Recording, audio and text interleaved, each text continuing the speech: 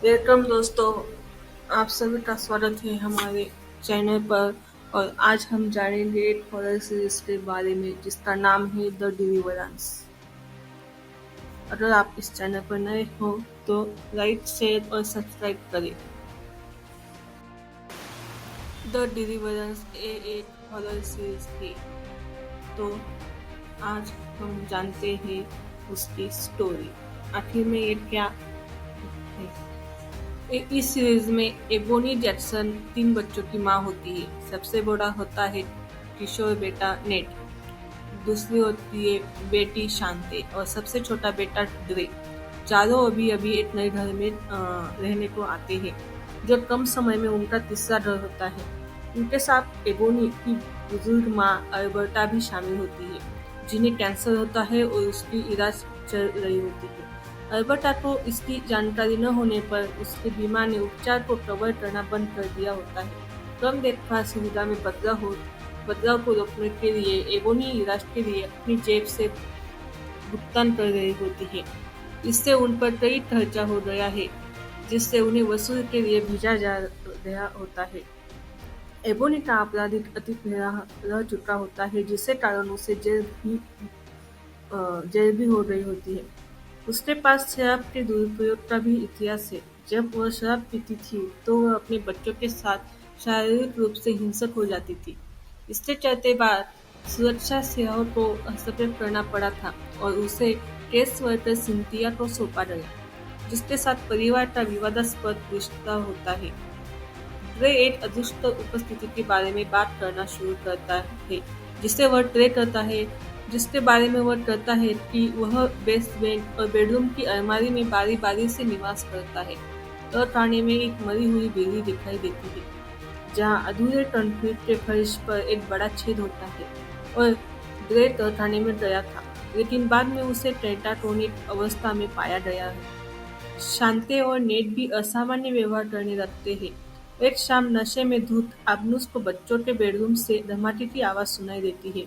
वह गुस्से में दौड़ती है। अलबर्टा बच्चों की चीखें सुनती है और दीवार में एक बड़ा छेद खोजने के लिए अंदर जाती है। और एबोनी बेसबॉल के बल्ले के साथ फर्श पर बैठा होता है। एबोनी ने किसी भी गलत काम से इनकार किया होता है। अपने पूरे पत्ते पर एबोनी को न पाने के बाद सिंधिया घर आती है और बच्चों पर चोट के निशान के बारे में उससे पूछती है। पूरा परिवार एबोनी की जिम्मेदारी से इनकार करता है। परिवार ने देखा कि कार में एक महिला उन्हें देख रही होती है। यह एक मानकर वह सिंधिया से जुड़ी हुई है। उस दिन स्कूल में तीनों बच्चों के साथ मनोरोग संबंधी घटनाएं हुई रहती है, जिसके कारण उन्हें अस्पताल में भर्ती करना पड़ा और उनका इलाज करना पड़ा। डॉक्टर को उनसे कुछ भी गलत नहीं लगता और उन्हें घर छोड़ देते हैं। कार में मौजूद महिला एबोनी से भिड़ जाती है। उसे बताती है कि वह एक पेंटेकोस्टल मैन है, जिसने 20 साल पहले घर में एक घटना रोकने की कोशिश की थी, जिसमें एक मां ने अपने परिवार और खुद को मार डाला रहता है।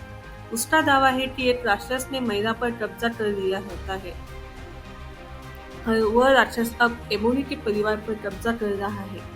एबोनी को शुरू में उस पर विश्वास नहीं हुआ, लेकिन वह ढूंढ उठी और पाया कि अल्बर्टा को उस दीवार पर चल रहा है और अल्बर्टा खुद ग्रे के हाथों में लूट पड़ी है। बच्चों को हिरासत में ले लिया गया और एबोनी का इलाज किया गया, लेकिन सिंधिया ने उन्हें एबोनी को मेडिकल वार्ड में न रखने के लिए मना कर दिया। कुछ घंटों बाद सिंधिया ने देखा कि ड्रे एक दीवार पर पीछे की ओर चढ़ रहा है और उसे एहसास होता है कि कुछ अलौकिक घटित हो रहा है।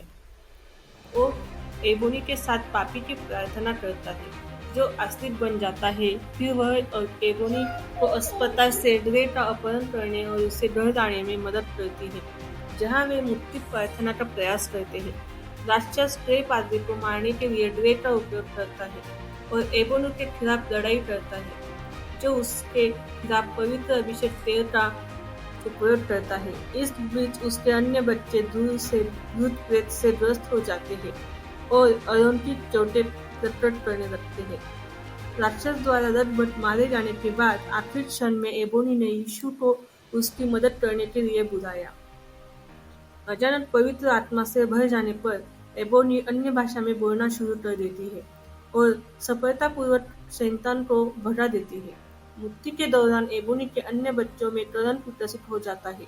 बाद में वह और सिंधिया बच्चों की पूरी कस्टडी हासिल करने के लिए मिलकर काम करने के लिए सहमत हो जाती है और एबोनी सिंधिया को एक ट्रांस नेकलेस उपहार में देती है ताकि उसमें गहरा विश्वास जगाने में मदद मिल सके। 6 महीने बाद एबोनी अपने बच्चों के साथ फिर से मिल जाती है